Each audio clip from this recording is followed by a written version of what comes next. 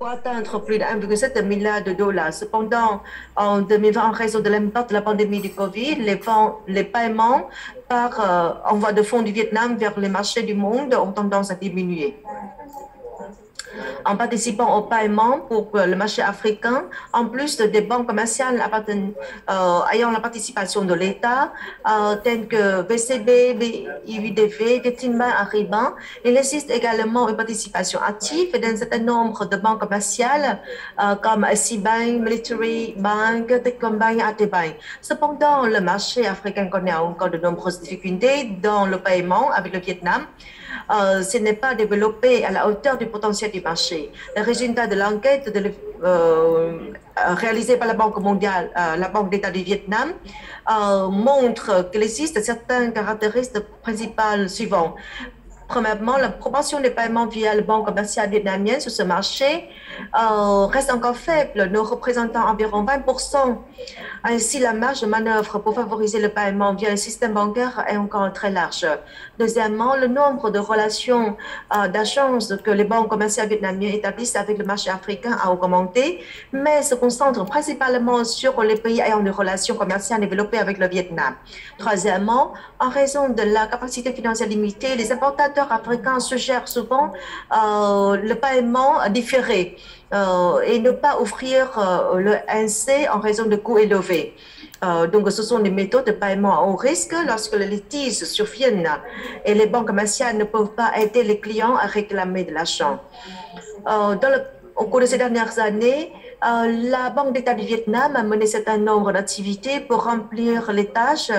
Par exemple, nous avons donc perfectionné les canaux d'information, évalué des difficultés, recherché la possibilité de signer des accords, de protocoles d'accords avec un certain nombre de banques centrales africaines sur cette base, en aidant les banques commerciales des deux parties à se connecter, à échanger des informations.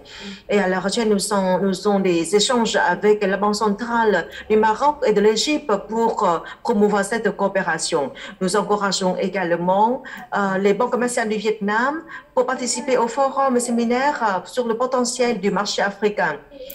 Concernant l'appui et la promotion des exportations agricoles vers le marché africain, nous n'avons pas encore des politiques propres pour soutenir cette activité. Pourtant, le secteur de l'exportation et l'agriculture rurale sont les deux parmi 5 domaines prioritaires pour accéder au crédit bancaire. Nous avons déployé des politiques pour orienter le flux de crédit vers ces domaines prioritaires.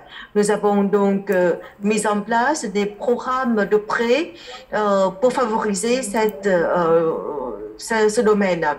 Donc, le crédit à l'agriculture et aux jeunes rurales connaît toujours une bonne croissance. Il a augmenté de 8% par rapport à 2020. Certaines banques ont également développé des formules de crédit pour les exportations, comme un programme de financement des exportations avant expédition. Il s'agit d'une forme de financement du fonds permettant aux entreprises exportatrices de mettre en œuvre des plans de production et de commerce à l'exportation avec des politiques et des produits diversifiés et flexibles en matière de prêt à l'exportation. L'exportation et l'encours des produits agricoles, forestiers et de la pêche ont connu une bonne progression.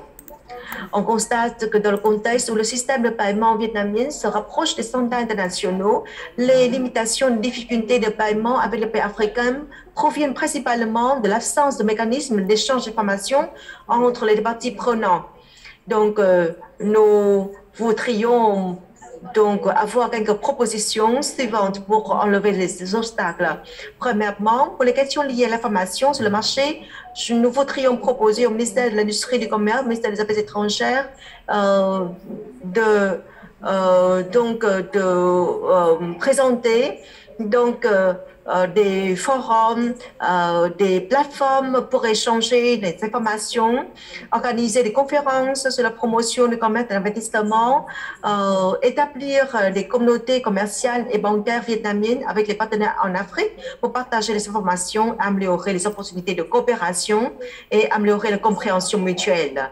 Deuxièmement, du côté des banques commerciales vietnamiennes, il faudrait renforcer des liens, il faut établir des relations, des échanges avec les banques commerciales dans les pays africains Il faudrait développer des produits, des services bancaires adaptés aux besoins de la communauté des entreprises ayant des investissements en Afrique. Troisièmement, pour les entreprises vietnamiennes ayant des investissements en Afrique, il faudrait bien chercher à comprendre les partenaires. Il faudrait travailler étroitement avec les banques commerciales domestiques pour favoriser le paiement internationaux.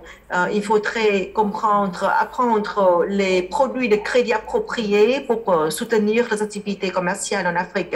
J'espère que via cette conférence, les entreprises, les parties prenantes, les acteurs peuvent avoir plus d'informations sur le marché africain, sur les mécanismes de paiement en Afrique. Et nous espérons également établir un mécanisme de coopération avec les banques d'État en Afrique pour enlever des obstacles qui s'imposent aux entreprises des deux parties. Donc, bon succès à nos travaux. Merci beaucoup. Merci beaucoup, Madame Thuy Hong. Donc, dans